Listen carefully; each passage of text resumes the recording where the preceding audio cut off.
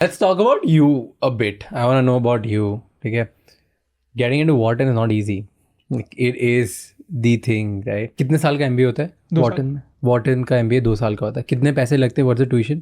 Around $100,000 per year, which is around 80 lakh per year. But 1.6 crores is 2 years का tuition fee 2 साल के MBA में. और बाकी साइड में कितना खर्चा होता है? नहीं, वो सब काइंड ऑफ सब मिला के 2 crores होगा.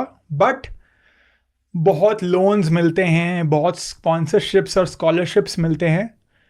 तो वो सब 99% जो जाते हैं सब लोन पे ही जाते हैं. ये नहीं कि उनके बैंक में 2 crore पड़ा हुआ रहता है.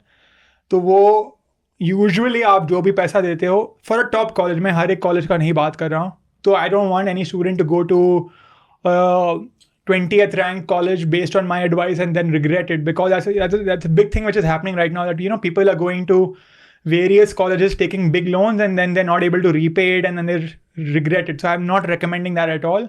But जो थोड़े top the higher ranked college में काफ़ी आपको लोन मिल जाती है जो आप यूज़ करके अप्लाई करते हो, और जो आपको कॉलेज ही दे देती है स्कॉलरशिप और वो सब. और वो द मिनट यू ग्रेजुएट, जो आपको कॉलेज के बाद जो जॉब मिलती है वो काफ़ी यूजुअली हाई पेइंग होती है.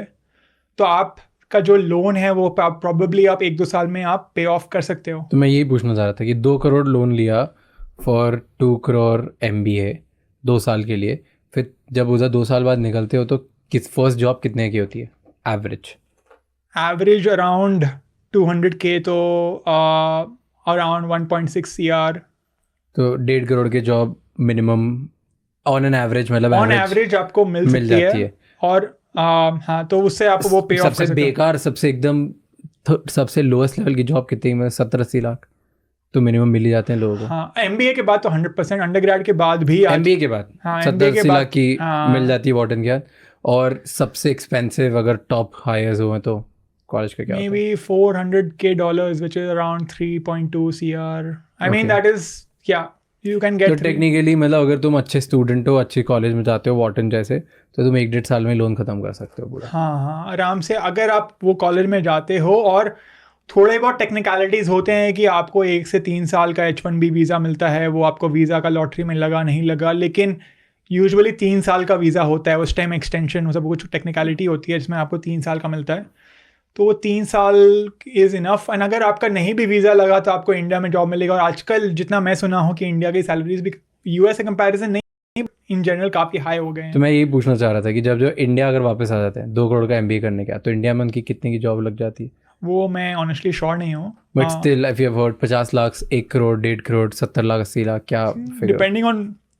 अब इमीडिएटली वापस आ रहे हो, मतलब हाँ, इमीडिएटली. मतलब मेरा वार्डन हुआ, मैं वापस 2 साल में अमेरिका गया पढ़ने के लिए, टॉप कॉलेज से पढ़ा और वापस आ गया, 2 करोड़ खर्चा करके आया हूँ. मैं श्योर नहीं हूँ, but around I think 40 to 50 lakhs आपको मिल सकती है.